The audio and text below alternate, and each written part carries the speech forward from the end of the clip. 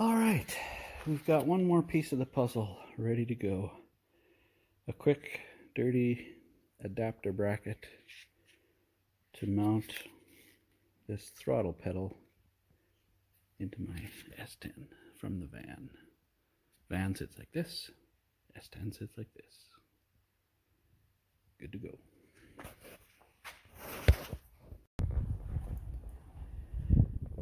So we need to talk just for a minute about the fact that I'm an idiot. I thought all along that I had a return style fuel system on this engine, and so the other day I hooked up my fuel pump, and I'll show the clip, but I had it running. I had taken off the return line and it ran and then kind of labored down and sounded funny. I'm testing my fuel pump. To make that easier and for future maintenance and inspection, I've made a hole in my box. Chevy was kind enough to put a lot of vehicles on the road that you need to drop the fuel tank to look at the pump or change the pump or, fuel tank sender or whatever. So I've made a hole. I'm going to use the piece that I cut out to make the cover for it when I'm done. But I just disconnected my return line, and I'd like to pump some fuel just to check for leaks everywhere, and also just to run the garbage out of these fuel lines, because I'm assuming as I cut them and put the fittings on and whatnot, I've left some debris in the line. And rather than try to start the truck and have all of that lodge itself in the injectors, I'm just going to run it through the return. Hopefully, we're going to just try it here and see what happens. But so all I've done, I just put a ground cable on this battery and grounded it down to the frame. And I've got my fuel pump plug here. I've just put a wire on the gray wire, which is going to be the power to the pump. And what happens when it's running, and no fuel came out the return. Well, having tried a few different things, I did a little more research, and this is not a fuel pressure regulator, as I thought it was. And you're all laughing at me now. That's fine. Just laugh. We're learning. That's an Evap solenoid. So yes, this line went back to the tank, but it was not a return or a supply. It is the Evap line. This is the pressure line right into the rail, and this engine would have run with a variable pump that was controlled by the ECM. So I'm doing what I think probably most people do in this case, and I picked up one of these Corvette style filter regulators, and we'll mount that down where I had my filter on the frame rail, and that should sort out my fuel. That's where I was at. I was so close to trying to fire this. I'm certainly not done wiring, but I wanted to see if I could make it fire before I, tidy everything up and finish. I did get my fuel pedal working, so I had my throttle body opening and closing on the pedal, so that's cool. I've got the pedal in the truck. So yeah, I was waiting for parts again, so that's why I hadn't fired it yet, but it was very close. So what else has happened? I've got my radiators here. I've got actually everything now, I think-ish. I'm sure there's something I'm missing, but a couple of fans, a radiator, and exhaust. So I purchased, just off Amazon, I purchased this box of 2.5-inch piping. And so there's 4 straight pieces in the bottom, and then a whole bunch of bends, 45s, 90s, 180s, Not a lot of money, and it looks like decent stuff. It's oiled up and bagged, so it's not going to rust.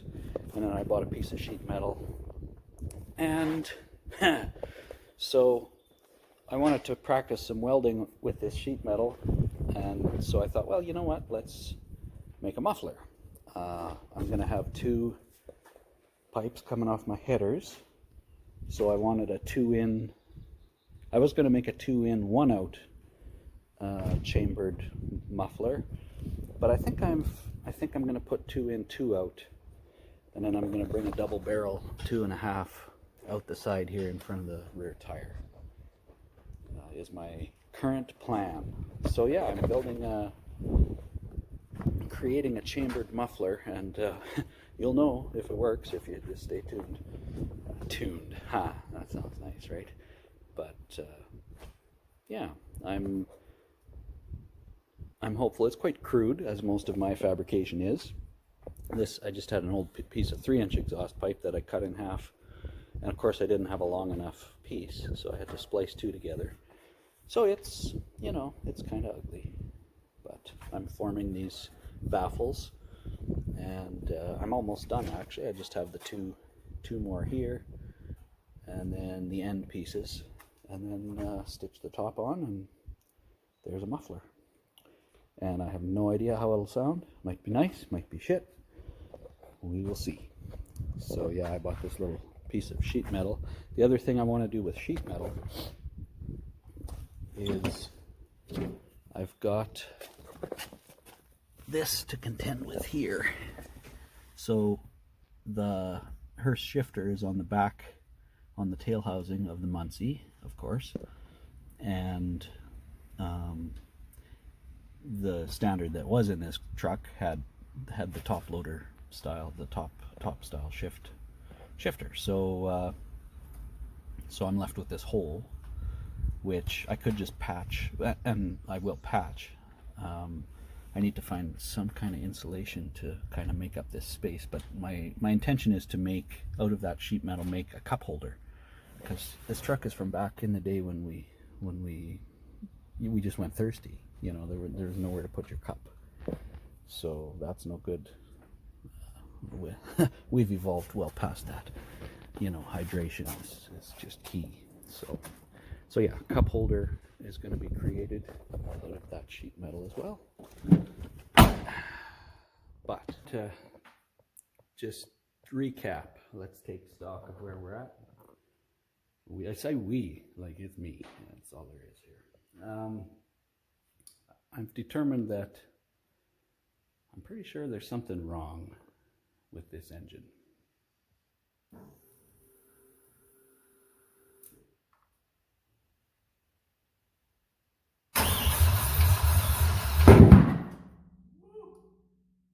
What the hell? So I've tried to start it a few times.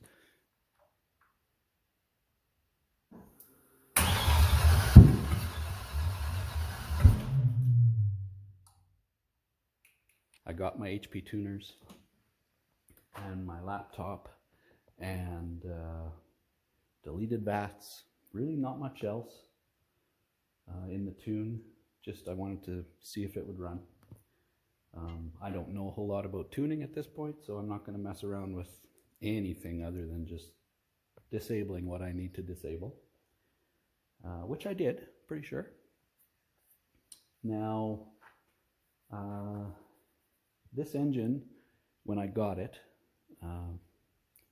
I tried to start the van, the ambulance. I tried to start it before I pulled the engine out of that, and it wouldn't fire. It made a funny woofing sound out of the exhaust, but it wouldn't fire up. Turns out exactly what it's doing now, it did then. And being an old guy, I just assumed, you know, the computer, it's always something with the computer, right? So yeah, I had so much other work to do to get this in here and get it all working that I thought, we'll worry about that later. And here it is, later. And the engine won't run, it's doing the same thing. So I've been, you know, I was on the computer looking through what, like, is there anything else that I need to change or disable to make this thing run? Everything I'm seeing online, and believe me, I've been looking on YouTube and everywhere, forums, like, what is this problem?